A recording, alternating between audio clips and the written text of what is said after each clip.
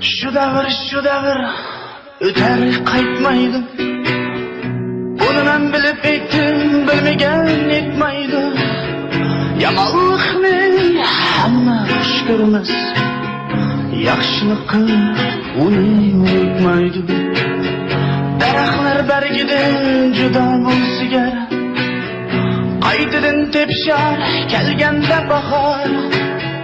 Odamlar do'stidan juda bo'lsa jon, qaytadan topmaydi bu umrman. Voy voy voy voy voy voy, qametingdan akam aylasin.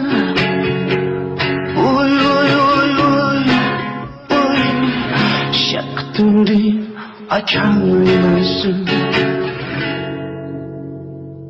Kimga yaxshi o'g'il, kimga eski qiz, bir umr farzand uchun jonni beramiz.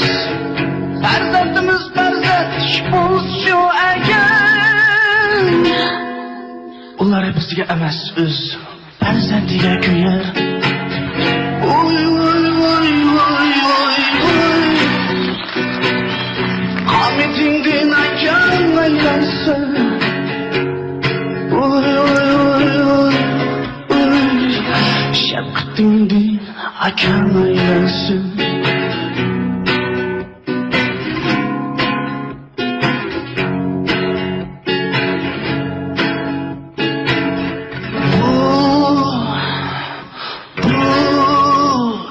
Yana bu shunchalik shayton, tananam qiladi nadan. İnsani yo'q bo'lsa yo'qaydi vijdon, bo'ysunar pulga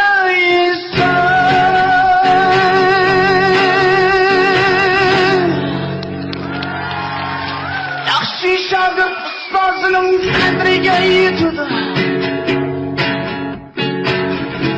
Kimligini bilmaslar, o'zgarib ketadi.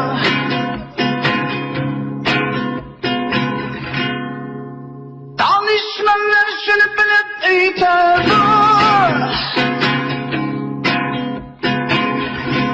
eshak samirsa egisini tepadi. Voy voy voy voy voy voy, qametingdan akam aylasin. Voy voy voy voy, shafqatingdan akam aylasin. Qametingdan akam aylasin.